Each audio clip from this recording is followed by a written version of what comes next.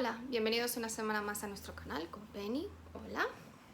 Y esta semana voy a hablar de uno de los libros de la lista de 100 libros que hay que leer antes de morir, en concreto de Birdsong, de Sebastian Faulks, que he visto que en la edición castellana a veces está traducida con el título de La canción del cielo, que no tiene nada que ver con Birdsong, pero bueno, cada uno a su rollo.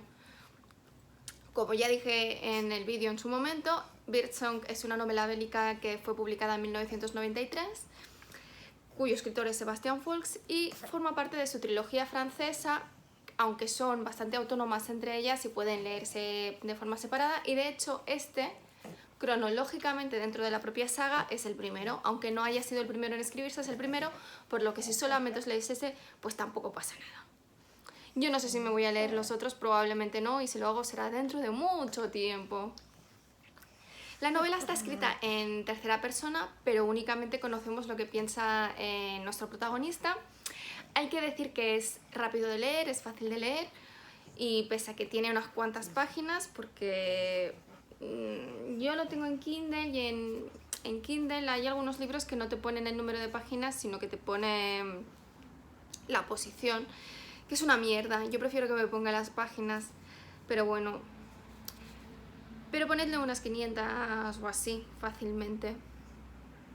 La historia en realidad se divide en 3 partes, aunque la segunda y la tercera se van alternando los capítulos. La primera parte sucede en 1910, 8 años antes de la Primera Guerra Mundial, que es el elemento focal de toda la novela, por decirlo de algún modo. La segunda parte transcurre durante la Segunda Guerra Mundial, de 1916 a 1918. La primera, perdón. Y la tercera parte transcurre en los años 70, en 1978 y 79. La primera y la segunda parte son las más largas y las más importantes y las mejores, también hay que decirlo. Y se centran, como os he dicho, en la Primera Guerra Mundial y su protagonista es Stephen Graceford. La tercera parte la protagoniza su nieta, que es Elizabeth Benson, y que para mí personalmente sobra, como ya diré más adelante, porque este señor tiene un problema grave a la hora de desarrollar sus personajes femeninos, desde mi punto de vista. Faulks, con este libro lo que quería hacer era centrar la atención en la Primera Guerra Mundial, que fue un desastre humanitario total. Lo que pasa es que como luego poco después vino la Segunda Guerra Mundial, que fue en muchos aspectos peor, pues la Segunda Guerra Mundial ha quitado el foco completamente de la Primera Guerra Mundial, que se ha dejado muy de lado. La Primera Guerra Mundial, estuvo muy mal organizada. Cuando sucedió la Primera Guerra Mundial, muchos de los países que lucharon en ella aún estaban gobernadas por monarquías o kaisers o bueno, lo que hubiese en cada país. En Rusia y en Alemania no había una democracia o algo distinto a los reinados, ¿no? Aunque en cada uno tuviesen un nombre distinto, porque en Rusia son los zares, en Alemania eran los kaisers, en cada sitio era distinto. Y fue un desastre porque nadie quiso asumir los problemas, las malas decisiones, y siguieron adelante con ellas sin parar en ningún momento. Y eso sí que es cierto que lo describe muy bien. Otro escritor que lo describe muy bien es Ken Follett, en su trilogía también. Y la cosa es que en cada batalla murieron miles y miles de personas. Fue bestial. Y además los soldados tenían que seguir estas órdenes estúpidas, aún sabiendo que eran órdenes estúpidas, porque sabían que si en algún momento no las seguían o que decidían salir del campo de batalla porque sabían que los estaban llevando a una muerte certera, si daban la media vuelta los iban a ejecutar su propio bando, porque estaban avisados y era un crimen de guerra. ¿Qué elección tenías una vez estabas ya dentro del ejército? Pues muy pocas, la verdad. Además también trata muy bien el estrés de la batalla, que en esos momentos se denominaba fatiga de combate y que no ha sido hasta tiempos bastante recientes que se ha denominado estrés postraumático, que en realidad sigue siendo lo mismo, y cómo afectaba a las diferentes personas, cómo cada uno tenía una forma de reaccionar distinta a lo que estaba viendo y cómo la desazón se iba adueñando de cada uno a su manera, porque pese que el protagonista es Stephen Grayson, sí que se ve como los demás van cayendo en el sopor y en la desesperación. Y además, también una de las cosas importantes es como, incluso para aquellos que sobrevivieron, debido al estrés postraumático, su vida quedó destrozada y algunos se quedaron en estado catatónico de por vida. Pero bueno, eso es lo que para mí está muy bien hecho en el libro. La sinopsis. El libro empieza en 1910, cuando Stephen Grayson, que es un chico de Londres o de cerca de Londres, que trabaja para una fábrica textil y es enviado por sus jefes en Inglaterra a Francia para que estudie cómo funciona la industria textil en Francia, en realidad para mejorar la industria textil francesa. Y mientras está allí, pues se queda a vivir en casa de la familia Azer, que son los dueños de la fábrica en la que está estudiando el proceso, y Stephen no tarda en fijarse en la mujer de Azer, Isabel, que él tiene unos 20 años y ella tiene unos 30, o sea que en realidad se llevan 9 años, diría. No lo sé decir con exactitud porque en ningún momento le dicen, en ningún momento te terminan de dejar claro cuántos años exactamente tiene ella, él sí. Pero bueno, se obsesiona con ella y se enamora de ella y está decidido pues a acostarse con ella porque está obsesionado. Y además hay una frase que a mí me parece muy preocupante en algún momento, que dice algo así como, bueno, si ella no accede, pues tendré que hacer algo con esto que pasa conmigo y la tendré que forzar. O sea, estás hablando de violar a una mujer y te quedas tan tranquilo como si estuvieses diciendo algo normal, que vale, que es la mentalidad de lo que pasaba en 1910, en las que las mujeres pues éramos poco más que objetos de placer, ¿no? Y para criar a la familia. Pero no sé, es muy fuerte escribir eso. Y eso provoca que ninguno de los personajes del libro te termine de gustar a nivel personal. O sea, porque es difícil entender su forma de pensar. Además de que los personajes femeninos no están bien construidos. O sea, la cosa es que, para suerte de Isabel, que si no hubiese sido violada, pues decide acceder. Ella está en un matrimonio de mierda en el que su marido la maltrata y decide pensar, porque para mí no lo llega a estar en ningún momento, aunque otros estudiosos de estos libros pues dicen que ella sí está enamorada. Si es así, pues no está bien construido el personaje, porque para mí, o sea, a mí no me demuestra que esta mujer esté enamorada, sino que simplemente ve a Stephen como una ruta de escape de la vida que tiene. Y bueno, la cosa es que tienen un affair y cuando su marido se entera, pues los echa de su casa y entonces se van a vivir al sur de Francia. Ella se queda embarazada y en vez de decírselo a Stephen, pues decide tener en ese momento algún tipo de conciencia extraña o cambiar de pensamiento o cambiar de idea, porque tampoco está muy claro qué es lo que pasa por su cabeza, aunque ella lo explica, pero como es incoherente, pues hija mía, no lo entiendo. Y lo que hace es huir y se va a casa de sus padres donde vive su hermana. Claro, para mí el personaje de Isabel, o sea, es difícil de justificar las acciones y las decisiones que toma, y es egoísta y caprichosa y no se para un momento a pensar en las consecuencias de sus actos.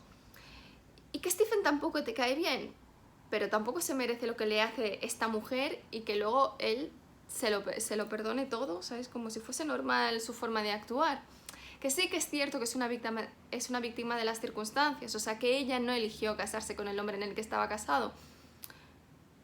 Pero si realmente te enamoras de otra persona y huyes con él, luego no tiene sentido de cuando te quedas embarazada decidir dejarlo tirado también. O sea, no. Y lo mismo me sucede después con la tercera parte, la que es la historia de la nieta de Stephen, porque para mí tampoco está bien construido, o sea, como veremos más adelante.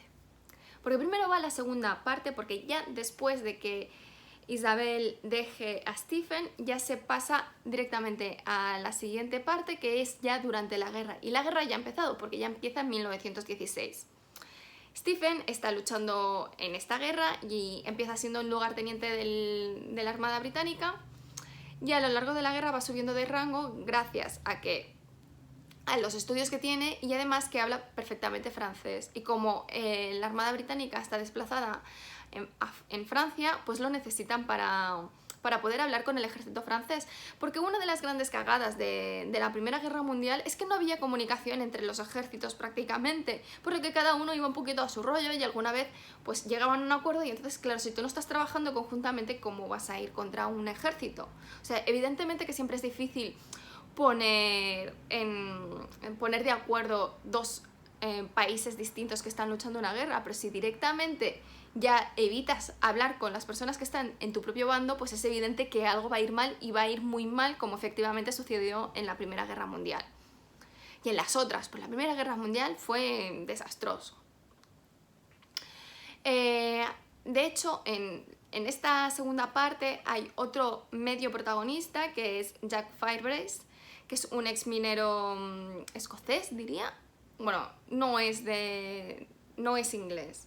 Es un ex minero que forma parte de los tapadores del ejército británico, y que en concreto se dedica a hacer los túneles debajo de las trincheras, que eran túneles que llegaban a la parte del ejército alemán, y detonaban las bombas pues para hundirlos en las trincheras, y además detonaban bombas para hundir los túneles de los alemanes, que hacían lo mismo en su bando, porque cada uno hacía lo mismo. Entonces había muchos que morían enterrados cuando detonaban las bombas mientras estaban trabajando en sus propios túneles. Aparte, también hacían las excavaciones de las habitaciones para guardar la comida y todo el armamento, donde estaban las habitaciones de los capitanes y los oficiales del ejército. Y entonces ello te permite ver pues dos partes distintas de lo que va sucediendo en la guerra. Básicamente, en esta parte hay dos batallas importantes, que una es la batalla del Somme, que es una de las peores batallas que ha habido, y que Ken Follett también lo describe muy bien, y después más adelante la batalla de Messines. En realidad, de la batalla del Somme únicamente se describe el primer día, que fue el peor, porque fue una serie de malas decisiones increíbles. O sea, el ejército británico estuvo bombardeando las trincheras alemanas durante 1 o 2 días, ahora no me acuerdo exactamente durante cuánto tiempo, y les vendieron a sus soldados que las líneas de espinos pues que estarían rotas, que la mayor parte de los soldados alemanes estarían muertos, que no tendría munición, que la mayor parte de su armamento no funcionaría, y la idea era de irlo mandando en olas, o sea, para que llegasen y fuesen avanzando dentro de las trincheras alemanas. Y eso no sucedió. Bueno, a ver, que luego, ¿quién ganó? Pues así, no, pero el que está claro es que el primer día quien perdió fue el ejército británico, porque fue una matanza increíble. Que sí, que al final de la batalla entera pues murieron tantos de un bando como del otro, pero acabaron muriendo más de 1 millón de personas entre los dos bandos. Y además es que solamente ese día, si murieron, lo estoy diciendo aproximadamente, porque ahora no me acuerdo exactamente, pero si murieron 50.000 soldados, 45.000 eran del ejército británico. ¿Por qué? Porque mandaron la primera oleada, los mataron a casi todos. Y los que estaban en la segunda oleada, cuando salieron, sabían que iban a morir y que les habían mentido. Y aún así tuvieron que salir porque no tenían opción de volver. Porque no podían decir, no, es que estas órdenes no son correctas, porque si no, a la que daban la vuelta, o sea, les disparaban. O si no, les hacían un juicio sumario y morían al día siguiente. O sea, ¿qué elección tienes en ese momento? Y tú, como político, ¿cómo puedes defender eso luego en tu casa? Bueno, pues sucedió, y luego volvió a suceder algo similar en la batalla de Messines, aunque no tan bestia, pero también, o sea, de mala organización y de no saber reaccionar. O sea, cuando no ha sucedido lo que tú querías que sucediese, cuando has tirado las bombas, pues cambia de estrategia, ¿no? O sea, que a ver, que yo no soy, no tengo ni idea de estrategia militar, pero todo el mundo coincide en que esa fue una de las peores decisiones que hubieron.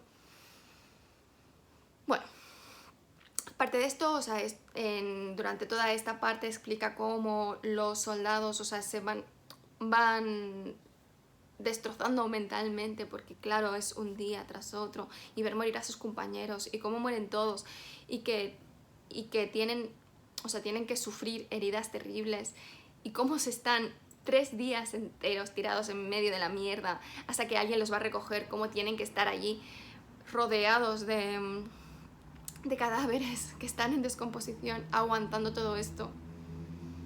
Pero bueno, es francamente horrible, y esto es lo bueno del libro y es lo que le ha hecho ganar premios.